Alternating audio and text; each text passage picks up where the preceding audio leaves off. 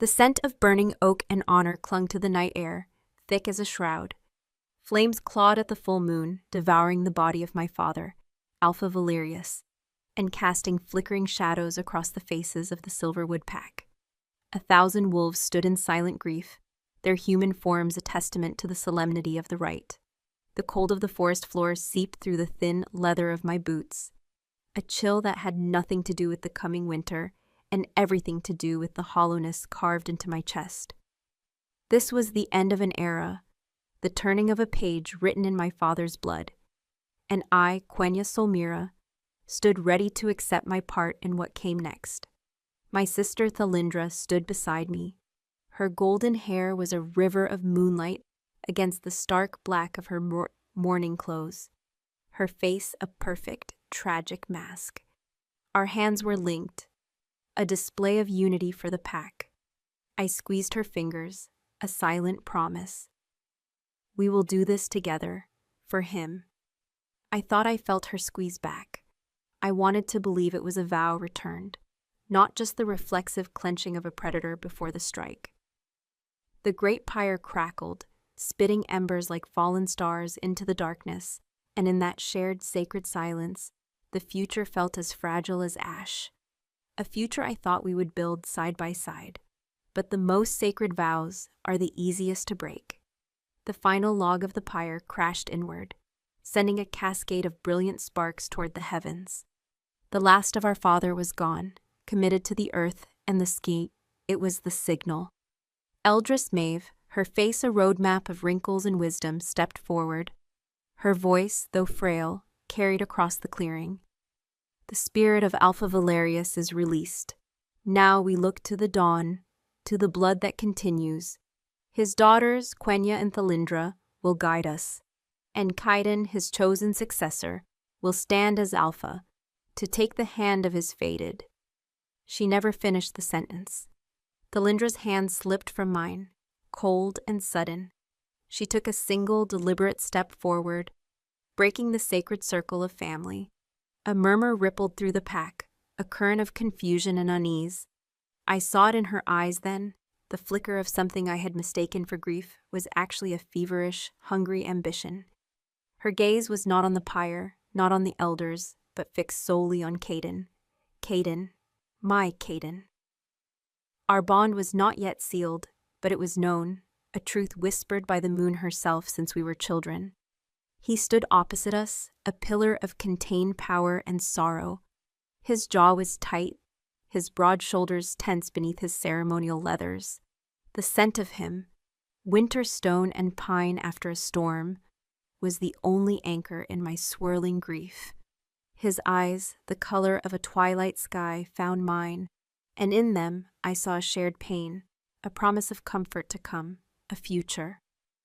Thalindra moved into that space between us, shattering the promise with the elegance of a striking viper. She stopped directly before him, her back to me, a deliberate and final severing. The pack held its breath. This was not the ritual. This was a desecration. She reached up, her slender fingers tracing the line of his jaw. He flinched, a subtle recoil only I would notice. His eyes still locked on mine. A question, a warning, a plea, all warring in their depths. The pack needs strength, Thalindra's voice rang out, clear and cold as a winter bell, laced with a venomous sweetness. It needs a bond forged not in childish promises, but in absolute power, an alpha queen who will not hesitate. Then she rose onto her toes and pressed her lips to his. A collective gasp tore through the clearing. It was more than a kiss. It was a violation, an act of war disguised as passion. I felt a phantom pain sear across my own skin, a tearing sensation deep in my soul, where the threads of my destiny had been woven with his. My wolf, a silent passenger within me since birth, let out a wretched howl in the confines of my mind, a sound of pure agony. Kaiden's hands came up, not to embrace her, but to shove her away, but he was too late. I saw the magic, a shimmer of silver light erupting from their connection. Thalindra bit down, her teeth sinking into his lower lip, drawing a single drop of blood, acclaiming, It was the final component of the binding rite, stolen and twisted into this monstrous public spectacle. The scent of his blood mingled with her treacherous perfume, nightshade and victory. The silver light exploded, knocking a wave of raw power across the clearing. It slammed into me like a physical blow, stealing the air from my lungs. On Thalindra's neck, just below her ear, a mark began to burn itself into existence. A swirling, intricate knot of silver. The Alpha's mate mark. His mark. It pulsed with a light that mocked the moon, a brand of ownership she wore like a stolen crown. Caden stumbled back, his hand flying to his lips, his face a mask of disbelief and pure fury. The bond once forced was absolute. To reject it now would be to shatter his own soul, to invite a madness from which no wolf ever returned. He was trapped, shackled. He looked from her triumphant, glowing face to my shattered one. The apology in his eyes was a blade to my heart. He had been stolen, and I had been rendered less than nothing in a single poisoned kiss. The whispers began then, insidious and cruel. They slithered through the stunned silence of the pack. She forced it. Did you see his eyes? He never wanted. But the bond is sealed. The goddess has accepted it. Thalindra is the Alpha Queen now. Quenya is... what, the forgotten sister? She was always the weaker one. Each word was a stone cast at my feet. My face burned with a shame so profound it felt like it was peeling my skin away.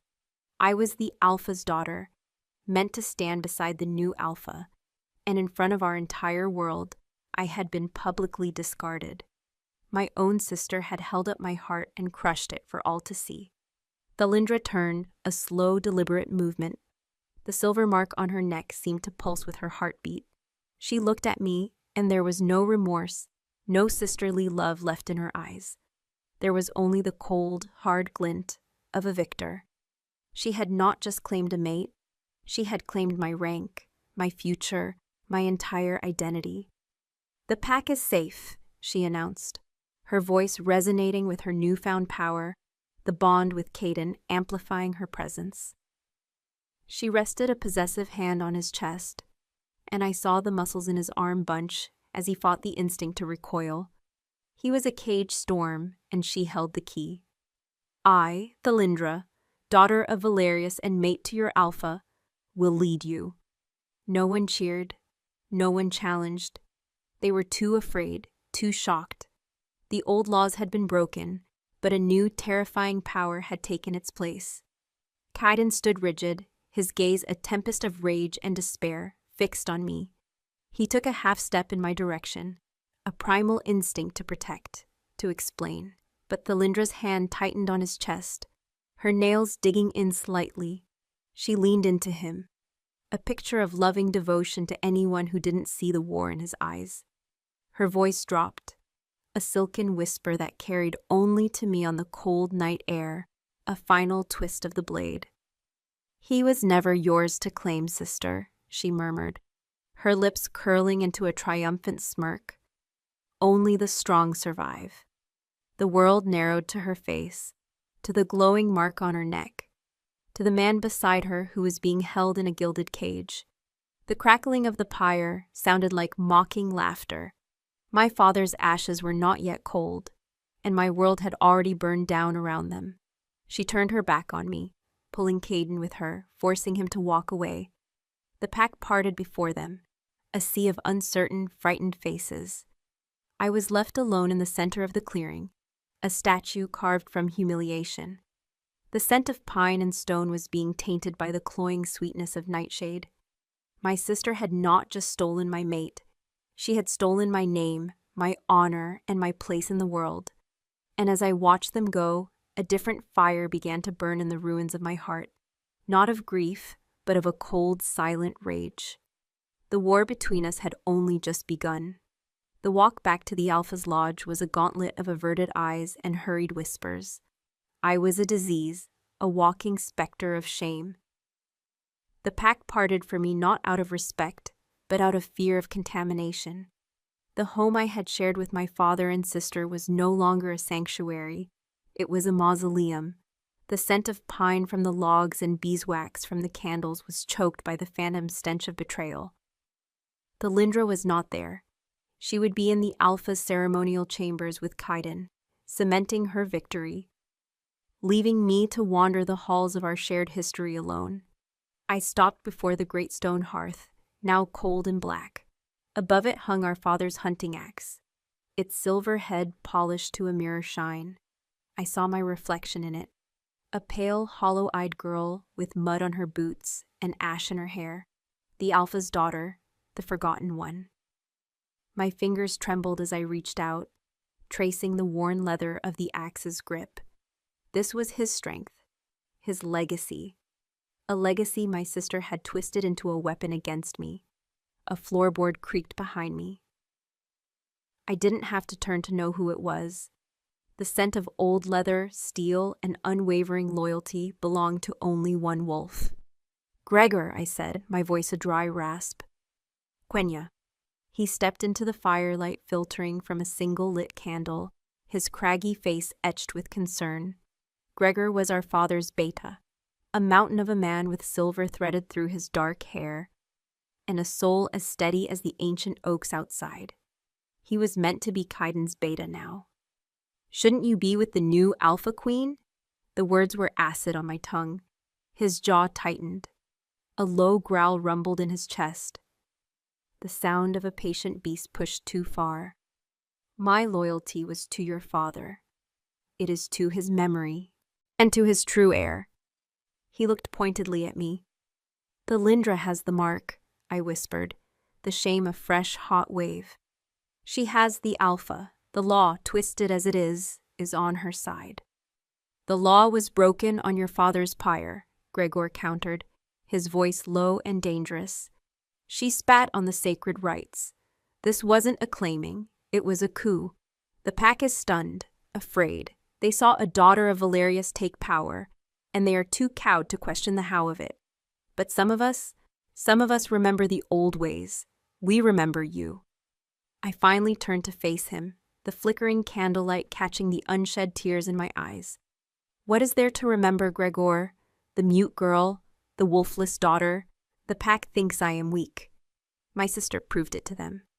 The silence of my inner wolf was a gaping wound, a constant reminder of my insufficiency, while other shifters communed with their second half. Mine was a void, a quiet chamber in my soul I could never unlock. The Lindra's wolf, sleek and golden like her human form, had always been a source of her pride and my secret shame.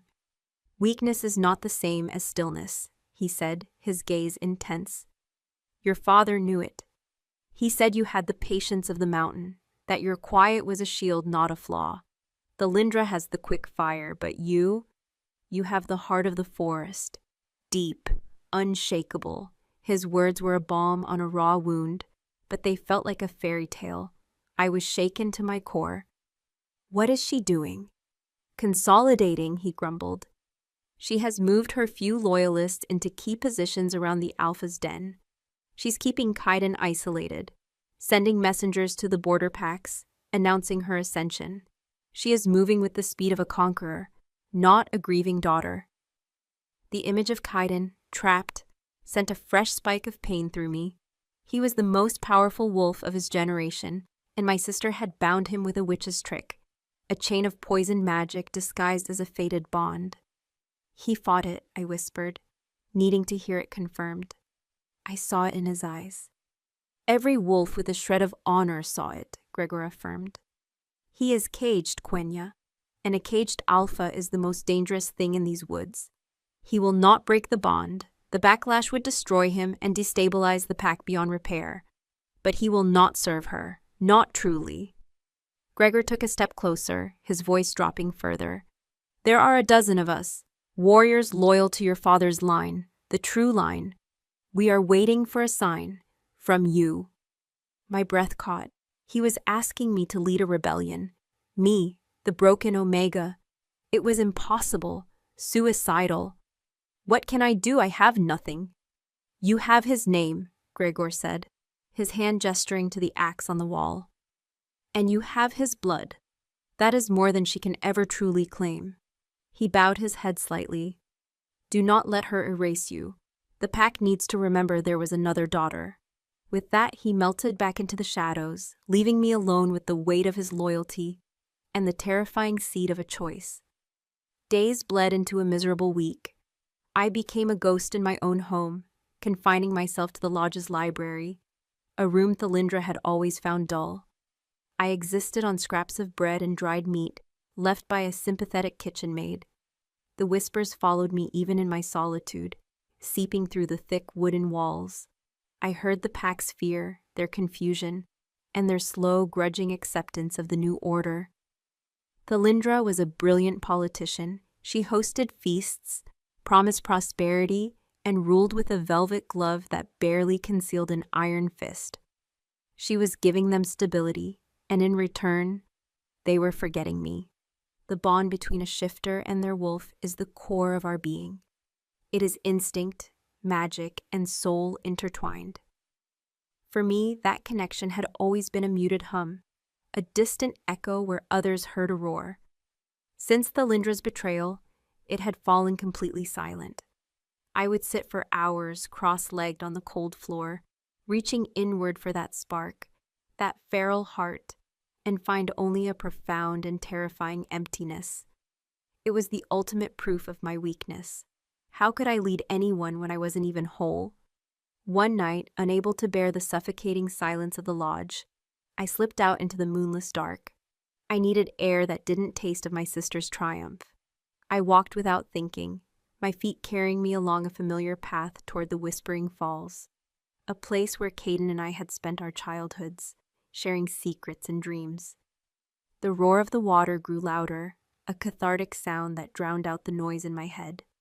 I stood on the slick, moss-covered rocks, letting the spray cool my feverish skin. The scent of damp earth, wet stone, and night-blooming moon petal filled the air.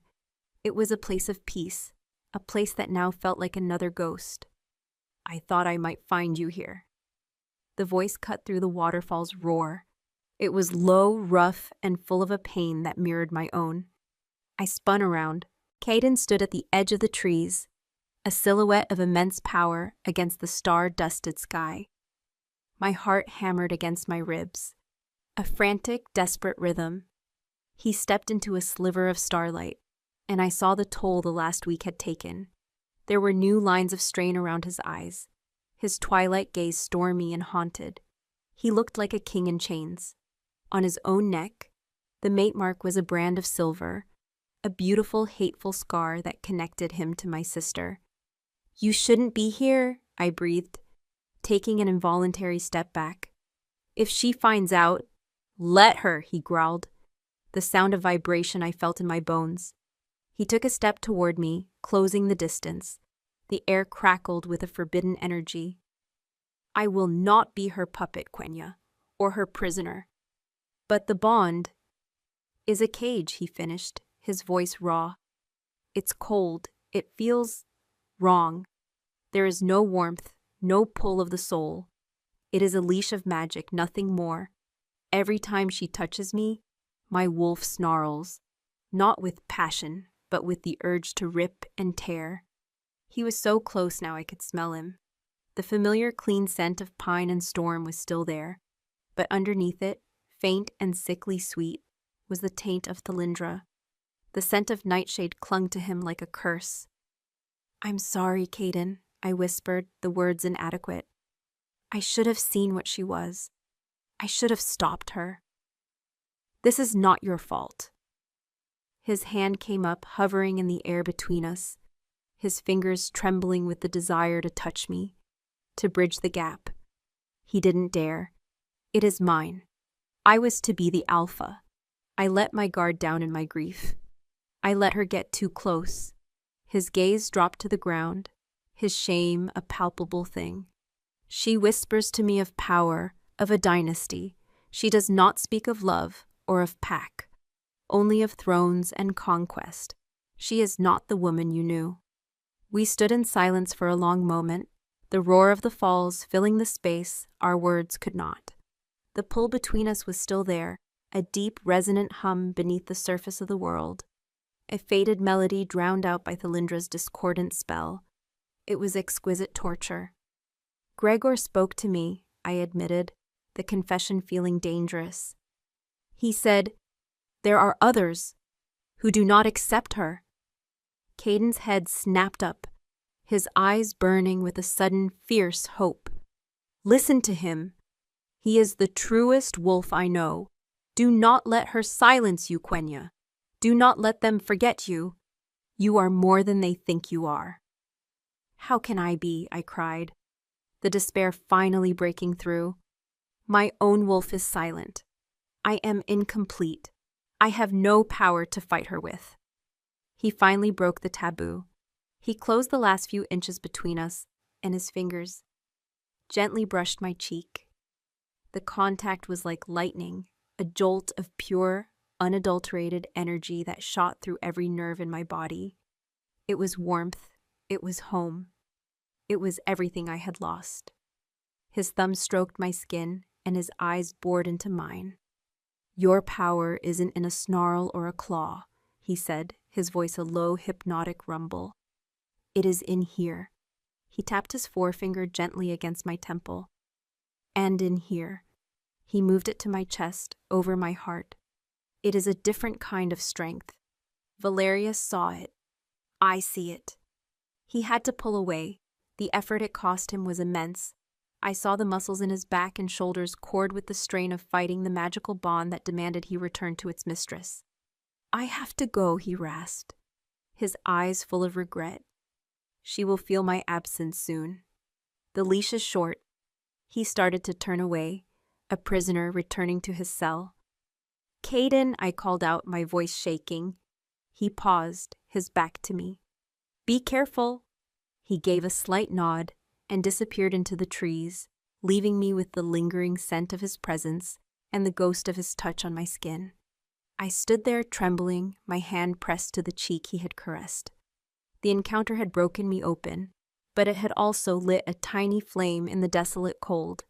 He still believed in me, and as the last echo of his footsteps faded, something shifted deep within me. In the silent, empty chamber of my soul where my wolf was meant to be, I felt a flicker. It wasn't a voice or a presence. It was a low, resonant thrum of energy, like the first deep growl of a waking predator, a dormant power stirring from a long, long sleep. It was ancient and vast and utterly terrifying. And it was mine. I made it back to the library, my heart a frantic drum against my ribs. The ghost of Caden's touch a brand on my cheek. The lodge was no longer a home. It had transformed into a fortress. Guards, wolves loyal to Thalindra's ambition, not our father's honor, stood at every juncture, their eyes cold and watchful.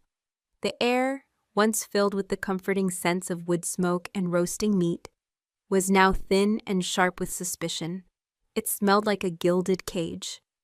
I sank onto a window seat, pulling my knees to my chest, and stared out at the dark, impenetrable line of the forest. The meeting with Kaiden had been a dangerous, necessary bomb. It confirmed that the man I loved was still in there, fighting behind the bars of my sister's spell. But it had also stoked the embers of my rage. He had told me to be strong, to not let her erase me. How? As if in answer, the strange thrumming returned. It started deep in my solar plexus, a low vibration that was not my heartbeat. It wasn't the familiar feral stir of a wolf's spirit. This was something else, something ancient and resonant, like a single deep note played on a string that stretched back to the beginning of time. It was a well of power, deep and dark and utterly unknown. Fear and a wild, terrifying hope warred within me.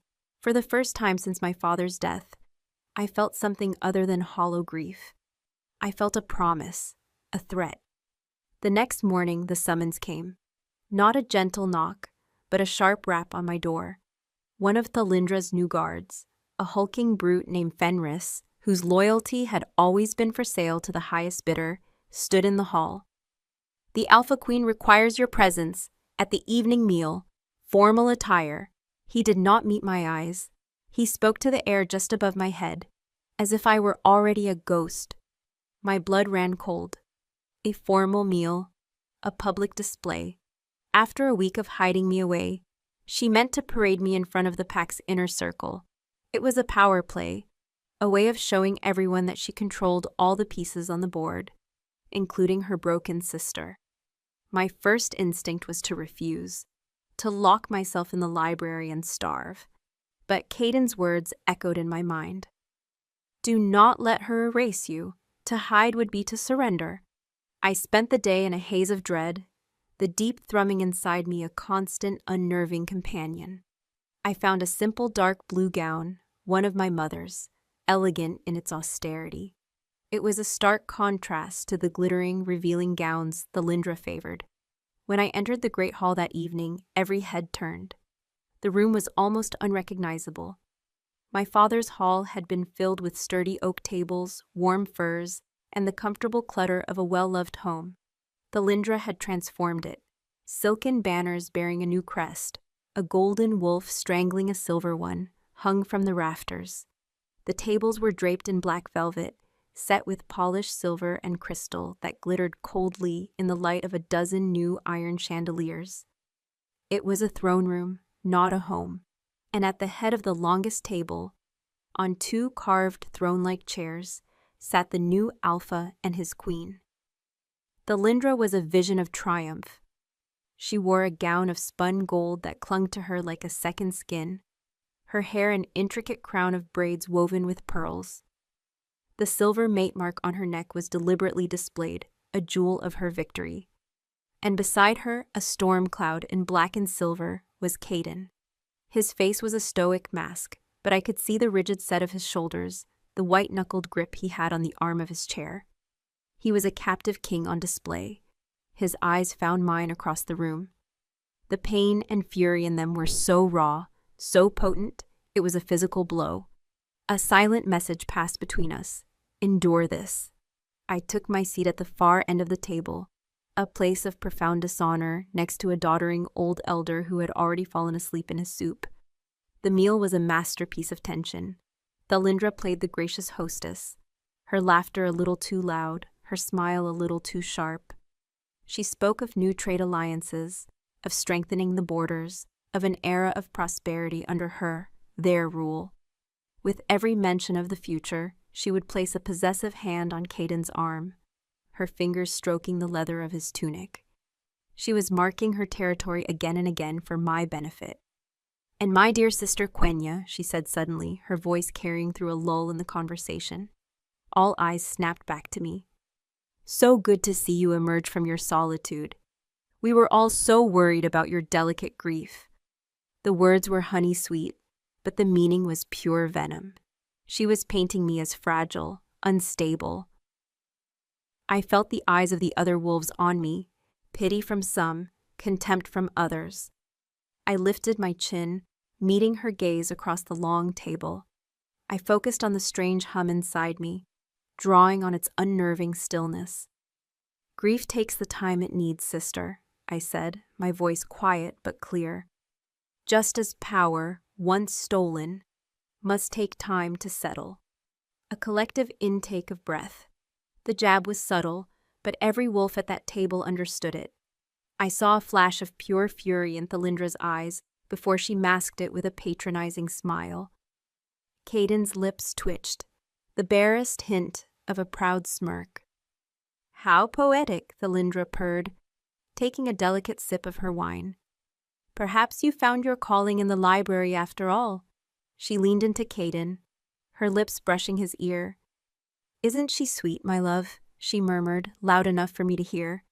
Caden didn't answer. He simply stared at his plate, his jaw a line of granite. His silence was a louder condemnation of her than any shout could have been. The rest of the dinner was an exercise in torture. I ate mechanically, the food tasteless, my entire being focused on the drama at the head of the table. Thalindra flaunted her bond, her possession of him, with an artist's cruelty. But I did not look away. I did not flinch. I let her see my stillness, my refusal to be broken. I felt Kaiden's gaze on me throughout, a silent, steady source of strength. We were allies in a silent war, communicating across a battlefield of velvet and silver. When the meal was finally over, Thalindra rose. "A moment, sister," she commanded as the others began to file out, eager to escape the suffocating tension. Soon, it was just the three of us left in the vast, cold hall. Thalindra glided toward me, circling my chair like a predator. Caden remained at the head of the table, on his feet now, a coiled spring of rage. "That was a foolish little performance," Thalindra hissed, her sweet facade gone. "Whispering of stolen power. You think you have allies. You think there is anyone in this pack who would choose a wolfless mute Omega over me?" "I am a daughter of Valerius," I said, my voice steady, despite the trembling in my hands. "The same as you," she laughed, a sharp, ugly sound. "You are nothing, a pale copy, a forgotten relic." She stopped in front of me, leaning down, her face inches from mine. Her scent was overpowering, a perfume of nightshade and something metallic, like fresh blood. "I smell the forest on you. You've been meeting someone, sneaking out like a common stray." My blood froze. Caden took a half step forward, a low growl starting in his chest. Thalindra shot him a look over her shoulder. "Careful, my love," she warned. "The bond does not take kindly to defiance." He froze, his face a mask of hate. She turned back to me, her eyes narrowing. "I cannot have you wandering, spreading dissent, causing trouble." She straightened up, a cruel, brilliant idea dawning in her eyes. It was the look she got as a child right before she broke my favorite doll. "I've been worried about you," she said, her voice dripping with false concern. "Alone in those dusty old rooms, so I have made new arrangements." She smiled, a slow, triumphant curve of her lips. It was the most terrible smile I had ever seen. "You will be moved into the chambers adjoining the Alpha suite. My chambers," she clarified, her gaze flicking to Caden and back to me. "You will serve as my handmaiden, my personal attendant. You will help me dress. You will attend my meetings. You will stand by my side. You will be my shadow." The words hit me like a physical slap. She was putting me in a cage, a beautiful, torturous cage where I would be forced to watch, every day, every night, as she lived the life that was meant to be mine, with the man who was meant to be mine. It was a punishment of exquisite, soul-shattering cruelty. "You will see what true power looks like," she whispered, her voice a venomous caress. "You will polish my crown, and you will watch me wear it. And every single night you will hear through the walls just how completely your precious Kaiden belongs to me." The chambers were a testament to Thalindra's vanity. Silks and velvets and shades of gold and crimson draped the walls, suffocating the honest scent of pine and stone that had once defined the Alpha's lodge. Gilded mirrors reflected 1,000 versions of the room, creating a disorienting, glittering prison. My own adjoining room was small, barely a closet, with a narrow bed and a single barred window that overlooked a stone courtyard. It was a servant's cell, and it was my new home. The door between our rooms had no lock on my side. Living as my sister's shadow was a carefully crafted torture. Each morning began with the ritual of her adornment. I was forced to brush the tangles from her golden hair I had once braided with wildflowers when we were girls. I fastened the clasp on her jewels, my fingers brushing the mate mark on her neck, the silver brand pulsing with a cold, stolen magic that made my stomach clench. She would watch me in her mirror, her eyes sharp and mocking, searching for any sign of weakness, any flicker of pain. I gave her none. I became a statue, my face a placid mask, my hands steady. Innad, the strange, deep thrumming I'd felt in the library, was my only anchor, a silent hum of power that I clung to like a drowning woman to a piece of driftwood. The days were a parade of humiliation. I stood behind her chair in council meetings, a silent, ornamental slave, while she made decrees that unraveled our father's legacy of fairness, replacing it with a doctrine of strength and submission. I listened as she lied, her voice smooth as honey, telling the elders that Kaiden was in full agreement with her brutal new policies. I would watch him standing at her side, his jaw tight, his eyes twin storms of rage. He couldn't speak against her without the bond punishing him. a magical backlash that felt he had once told me in a brief, stolen moment in a corridor. Like his ribs were being cracked one by one. His silence was his prison, and mine was my proximity. The nights were the worst. Through the thin wall, I heard everything. I heard their arguments, her sharp, demanding voice, and his low, growling refusals.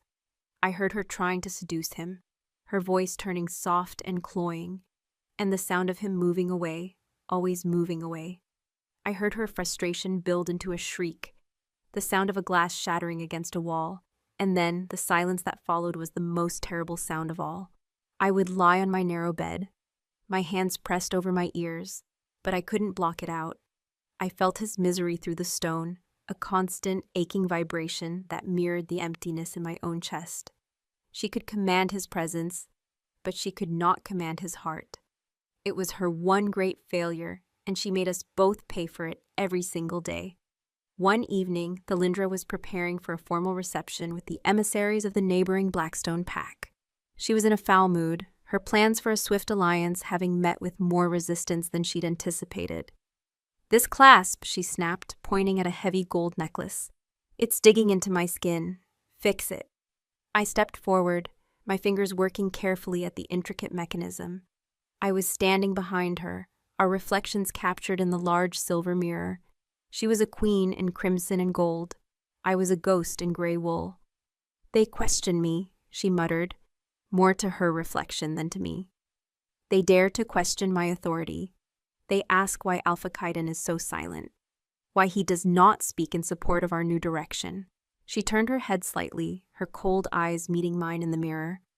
"They see weakness in his silence. They see a division, and they see you, standing there like a sad little relic, a reminder of what they think was lost." I remained silent, my fingers gently adjusting the links of the necklace. The thrumming inside me intensified, a low, steady hum. It seemed to grow stronger in her presence, as if her volatile energy fed it somehow. "I should have sent you away," she hissed. "Exiled you, but this is better. Having you here, where I can see you, where the whole pack can see you kneeling at my feet, is a far more potent message."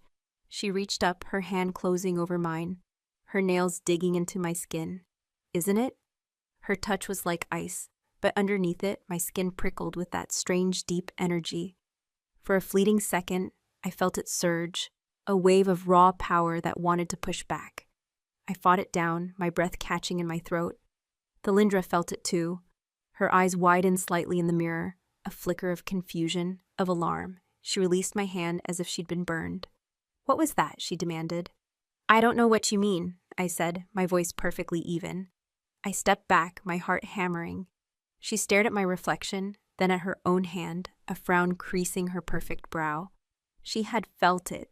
She didn't know what it was, but she had felt a power in me that should not exist. A dangerous seed of suspicion was planted. Later that night, during the reception, I was serving wine, my head bowed. My presence meant to be invisible. The hall was crowded, filled with the deep, rumbling voices of the Blackstone wolves and the nervous energy of our own. Kaidan stood beside Thalindra, his face an impenetrable mask. He looked exhausted, the strain of constantly fighting the bond. Etching deep lines around his mouth, Gregor, my father's beta, caught my eye from across the room. He gave a subtle, almost imperceptible nod toward a shadowed alcove near the kitchens. A meeting. It was a terrible risk. I waited until Thalindra was deeply engaged in a flattering conversation with the Blackstone Alpha, then slipped away, my heart pounding with a mixture of terror and hope. Gregor was waiting for me in the shadows, his large frame nearly invisible against the dark stone. 2 other warriors, loyalists from my father's time, flanked him. Their names were Ronan and Finn. Their faces were grim. "We can't endure this much longer," Gregor said, his voice a low rumble. "Her policies are weakening us. She trades honor for coin and loyalty for fear. The pack is becoming brittle." "Kaidan is a prisoner," Ronan added, his hand resting on the hilt of his dagger. "We see him fighting her, but the bond holds him fast. Every day, it drains more of his spirit. "What can we do?" I whispered, my eyes darting toward the noisy hall. "She has the power, the title, the guards." "We have the truth," Finn said, his gaze fierce. "And we have you. We need a symbol, a rallying point." The other daughter of Valerius. They were looking at me with such desperate hope. It was a crushing weight. "I am nothing," I breathed, the old shame rising. "I have no wolf." "That doesn't matter," Gregor insisted. "You have his blood. You have his honor. That is what the pack respected. It is what they miss." He leaned closer, his voice dropping. "There is a ritual, an old one, the rite of unveiling. It is used in times of great crisis to challenge a false ruler. It forces the challenger and the ruler to stand before the heart of the pack, the moonstone, and let the spirit of the goddess judge their claim. Their very souls are laid bare. Lies are burned away. The truth is revealed."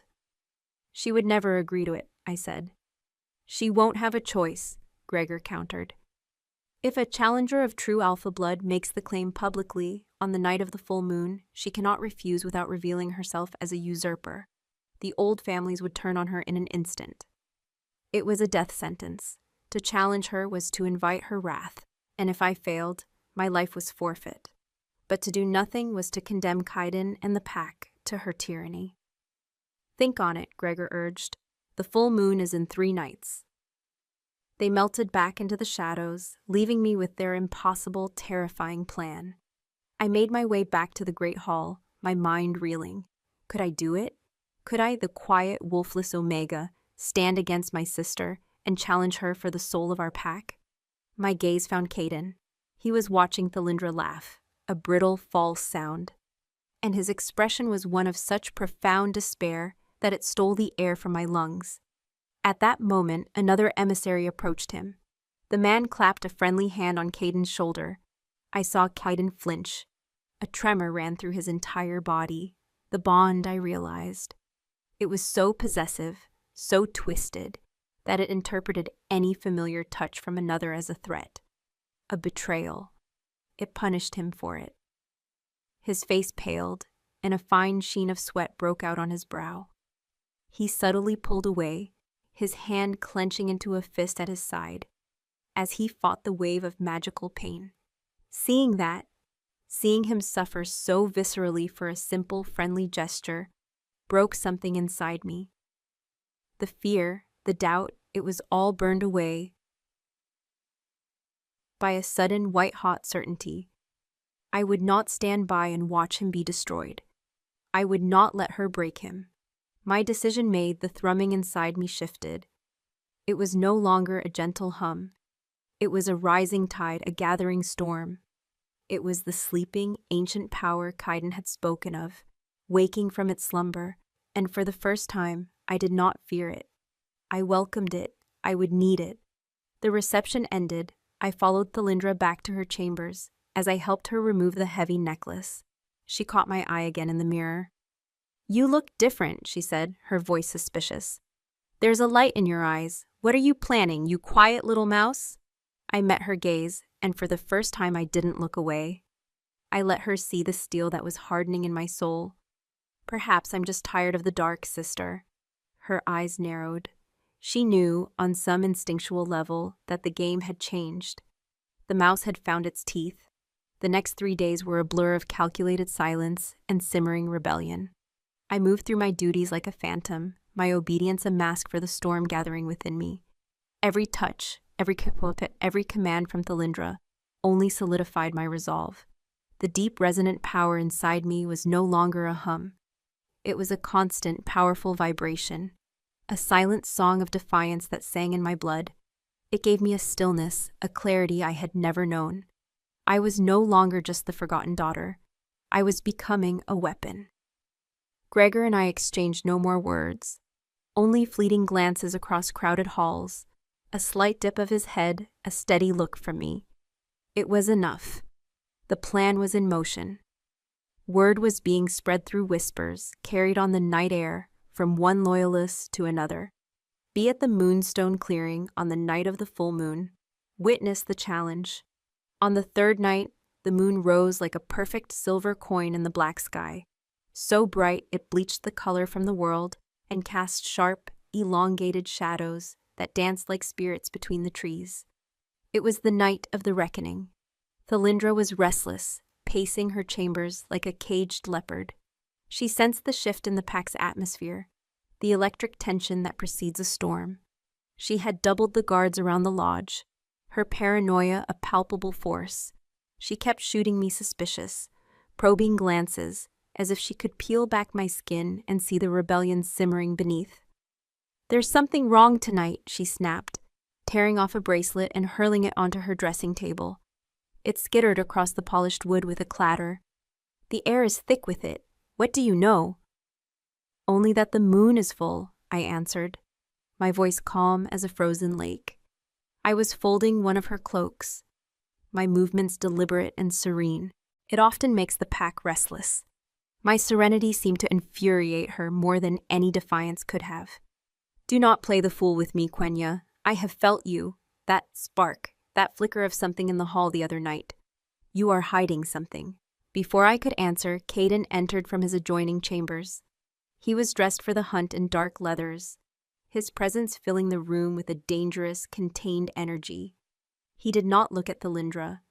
His twilight eyes, shadowed with exhaustion and pain, found mine. They were filled with a silent, urgent question. I gave him the slightest of nods. Tonight, a flicker of something, hope, fear, disbelief, crossed his face before he masked it. "The Blackstone emissaries are preparing to depart," he said, his voice a low rumble directed at the wall behind Thalindra. "They request a formal farewell." "Let them wait," Thalindra said, not taking her eyes off me. She walked toward me, her silk dressing gown whispering against the floor. She stopped inches away, her scent of nightshade and ambition thick in the air. "You will tell me what the whispers in the shadows are about." The moment had come. I could wait no longer. I straightened from my task, letting the cloak fall to the floor. I met her gaze directly, and for the first time, I let the power inside me surge, not with force, but with presence. I let it fill my eyes, turning them from the muted gray of a cloudy sky to the deep, stormy silver of an impending storm. "The whispers are about honor, sister," I said, my voice resonating with a depth and power that was not entirely my own. "They are about a debt that is owed, a throne that was stolen, a pack that is bleeding." Thalindra recoiled, her face a mask of shock and fury. "You dare!" "I dare," I affirmed. I turned my head and spoke to Caden, my voice clear and ringing. "Alpha Kaiden, as is my right by the blood of Valerius, I invoke the right of unveiling. I challenge my sister Thalindra for the right to lead this pack. I will meet her at the Moonstone. Let the goddess judge us." Caden's face was a study in stunned admiration. A slow, dangerous smile, the first I had seen in weeks, touched his lips. "The challenge is made," he declared, his voice booming with the authority he had kept chained for so long. "It must be answered." Thalindra's face contorted with rage. "This is a trick, a pathetic gesture from a wolfless child," she shrieked. "I will not dignify this farce." "You have no choice," Caden growled. He took a step toward her, and for the first time since the binding, he seemed to tower over her not as a prisoner, but as the true alpha. "To refuse is to admit your claim is false. The pack is already gathering. They are waiting for their queen, or their usurper." The news that the pack was already moving, already aware, sent a tremor of fear through her rage. She was trapped. Gregor had outmaneuvered her. Her eyes, burning with hatred, darted between me and Caden. She saw the truth then. We were united against her. "Fine," she spat, her voice dripping with venom. "I will meet the little Omega at the Moonstone, and when the goddess shows her for the empty, powerless thing she is, I will have her head for this treason." She spun around and stormed out of the room, her guards scrambling to follow her. Caden rushed to my side, his hands hovering over my arms, not daring to touch, but wanting to. "Quenya, are you sure?" he breathed, his eyes searching mine. "The right It can destroy you. It exposes everything. I have nothing left to hide, I told him. And it was the truest thing I had ever said. The dormant power inside me pulsed, a steady, reassuring rhythm. I am not afraid. He looked at me, truly looked at me, and saw not the broken girl, but the woman I was becoming. Your father would be proud, he whispered, his voice thick with emotion. He reached out and his fingers brushed mine. A fleeting electric touch. I will be there. I will stand witness. The clearing was packed. Every member of the Silverwood pack stood in a silent, watchful circle around the moonstone, a massive, ancient monolith of granite, laced with veins of pure, glowing silver. It pulsed with a soft, internal light, resonating with the power of the full moon hanging directly overhead. Gregor and his loyalists stood at the front, forming a subtle barrier, ensuring the sanctity of the challenge. Thalindra arrived like a vengeful goddess, flanked by her guards. She had changed into black ceremonial leathers, her golden hair braided with silver wire. She looked every inch the Alpha Queen, her face a mask of cold fury. I walked into the clearing from the opposite side, alone. I wore the simple blue dress of my mother, my feet bare on the cold, damp earth. I was the challenger, the supplicant. We faced each other across the glowing stone. The air was so thick with tension, it was hard to breathe. Kaiden took his place at the head of the circle, beside Eldris Maeve. He was the Alpha, the ultimate arbiter, his face grim and impartial, though his eyes never left me. The challenge has been made, Eldris Maeve's voice quavered, but carried across the silent clearing. Quenya of the House of Valerius challenges Thalindra of the House of Valerius. They will approach the moonstone. They will place their hands upon it and open their souls to the judgment of the goddess. The truth will be known. Thalindra strode forward first, her movements arrogant and sure. She slammed her palm onto the stone's surface. I, Thalindra, maid of the Alpha, rightful leader of this pack, demand this farce be ended. Show them my strength. Show them my right. The moonstone flared with a brilliant golden light, reflecting her ambition, her fierce and fiery wolf spirit. A murmur of awe went through the crowd. Her power was undeniable, a visible, crackling force. She smirked at me, a look of pure triumph. Then it was my turn. I walked forward, my heart beating a slow, steady rhythm. The deep thrum within me was a roar now, a silent symphony of ancient power. I looked past my sister, past the pack, and met Kaiden's gaze. He gave me a single, sharp nod. Endure. I placed my palm on the cool, smooth surface of the moonstone. I did not make demands. I did not proclaim my right. I simply opened myself. I let go of the shame, the grief, the silence. I let the stone see all of it. And then I reached deep inside and opened the door to the ancient power that had been waking within me. I unleashed it.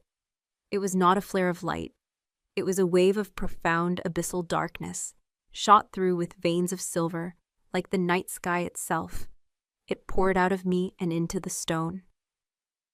The monolith's soft glow was extinguished, swallowed by my power. The clearing was plunged into a sudden, deep twilight. The pack gasped, a collective sound of fear and awe. My power was not the fiery, crackling energy of a wolf. It was the deep, unshakable gravity of the earth. It was the cold, eternal patience of the moon. The moonstone began to vibrate, emitting a low, resonant hum that matched the one inside me. Images, feelings, and truths began to bleed from the stone, projected into the minds of everyone present. They saw Thalindra on the night of our father's pyre, not grieving, but plotting. They felt her ambition, her jealousy, her cold calculation. They witnessed the poisoned kiss not as an act of passion, but as the violation it was, a theft of magic and destiny. They felt Kaiden's shock, his revulsion, his soul being chained against his will. They saw the truth of her rule, the fear, the lies, the gilded cage she had built for them all. Thalindra shrieked, snatching her hand back from the stone, as if it were white-hot iron. No, lies! This is a trick! But the visions continued. Now they turned to me. They saw my silent grief, my lonely nights. They felt the hollowness of my wolfless state. They saw me meet Kaiden by the waterfall, felt the pure, untainted pull of the fated bond that Thalindra had tried to sever. And then they saw something more. They saw the truth of my bloodline. My mother, who had come from a distant, mist-shrouded land, had not been just a wolf. She was descended from something older, something primal, a line of shifters who did not just house a wolf spirit, but who were bonded to the very spirit of the earth itself. They were guardians, deep wells of quiet, immense power. My wolflessness was not a weakness, it was a latency. My power was not that of a single wolf, but of the ancient, patient, and unshakable mountain. It was the power of an omega in the truest, most ancient sense of the word, not the lowest, but the beginning and the end. The source. The stone showed them this truth, and the deep, silver-laced darkness emanating from me was the proof. It was a power far older, far deeper than Thalindra's fiery ambition. The visions faded, the moonstone's light returned, soft and gentle now. The clearing was utterly silent. Every wolf stared at me, their faces a mixture of shock, awe, and dawning comprehension. They were not looking at the forgotten Omega. They were looking at something sacred. Thalindra was on her knees, her face pale, her bravado shattered. The truth had stripped her bare. She was exposed. Kaiden stepped forward, his face awash with a fierce, protective pride. His voice boomed across the clearing, leaving no room for doubt. The goddess has shown us the truth. The bond on my soul was forged by treachery and deceit. The true heir of Valerius stands before you. He looked directly at me, and his voice softened, filled with a reverence that healed every wound I had ever suffered. My true mate, my alpha, my omega. He walked to me, and in front of the entire pack, he dropped to one knee. He took my hand, the one that had just unleashed a power none of them had ever seen, and he pressed it to his lips. It was an act of ultimate submission, of absolute loyalty, a fated love finally acknowledged. Thalindra let out a strangled cry of pure hatred. In her eyes, I saw not defeat, but the promise of a vengeance that would be paid in blood. This wasn't over, it was just the end of the beginning. The dawn that followed the rite of unveiling was the quietest I had ever known. The moon had set, taking with it the sharp edges of revelation and leaving behind a soft gray light of consequence. Thalindra had not been exiled, nor had she been executed. That would have been my father's way, swift and clean. It was not mine. Instead, stripped of her stolen title and marked by her treachery in the eyes of the pack, she was confined to the northern wing of the lodge. The gilded cage she had built for me had become her own. The silver mate mark on her neck had faded to a dull, scarred gray, a permanent testament to a bond that had been rejected by the goddess herself. It no longer tethered her to Kaiden, but it served as a constant, visible reminder of her failed coup. She had become the ghost, and I, finally, was real. Kaiden and I stood on the high balcony of the Alpha's den, the same balcony where my father had stood for so many years, watching the sun rise over our territory. The cool morning air smelled of damp earth, pine, and new beginnings. A heavy fur cloak, the Alpha's cloak, was draped over my shoulders. It felt impossibly heavy and yet perfectly right. The deep, resonant power within me was calm now, a vast, quiet sea, where before there had been a rising storm. It was a part of me, this ancient connection to the land, and I was just beginning to understand its depths.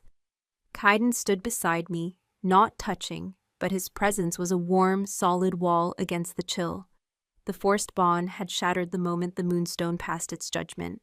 He was free. We were free. But years of stolen destiny and fresh wounds lay between us. We were two souls who had found their way back to each other, but the path ahead was unwritten.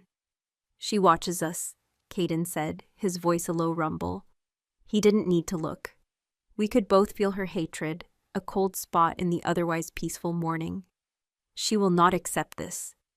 "She will have to," I replied, my voice carrying a new, quiet authority. that I was still getting used to. Power taken by force is a fleeting thing. She built her reign on fear, and fear is brittle. The pack knows the truth now. They are settling. And they were. In the courtyard below, life was returning to a normal rhythm. Warriors were training, their grunts and the clash of practice blades a comforting sound. Pups chased each other through the dust, their happy yelps echoing in the crisp air. They had a foundation again, built on truth instead of lies. Gregor was overseeing the morning patrols, his broad shoulders relaxed for the first time in weeks.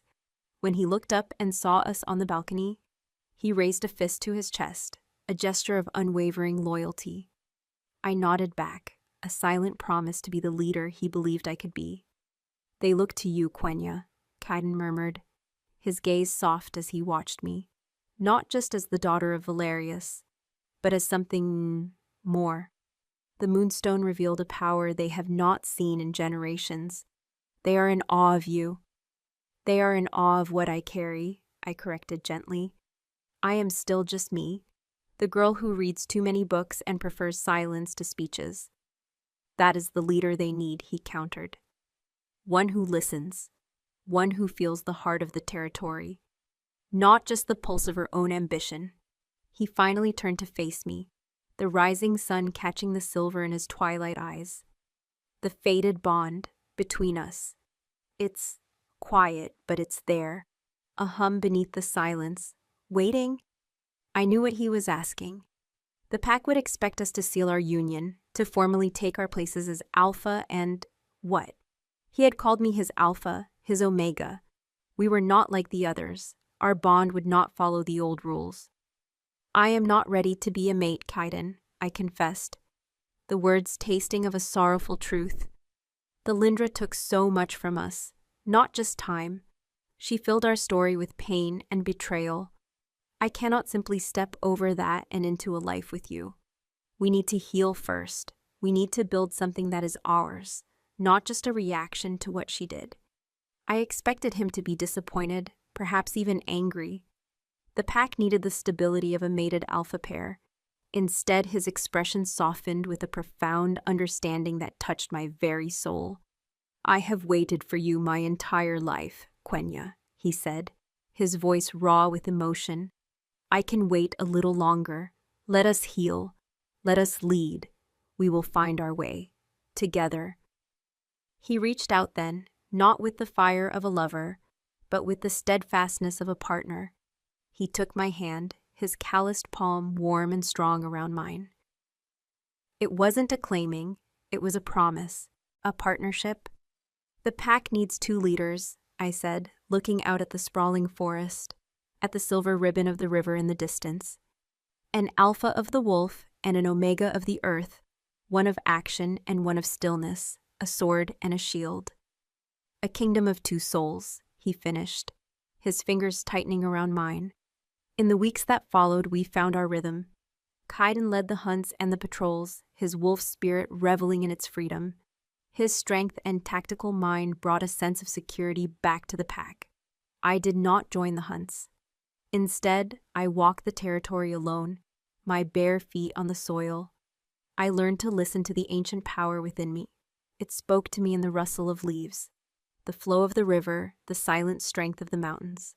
I felt the health of the forest, the needs of the herds, the coming of the seasons, not as a wolf does, through scent and instinct, but on a deeper, elemental level. My stillness became the pack's anchor, just as his action was its blade. We ruled from two thrones set side by side, equal in every way. The pack, at first confused by this new dynamic, began to understand. They saw how our strengths complemented each other. They saw the deep, abiding respect and affection between us, a bond more powerful than any forced magical marking.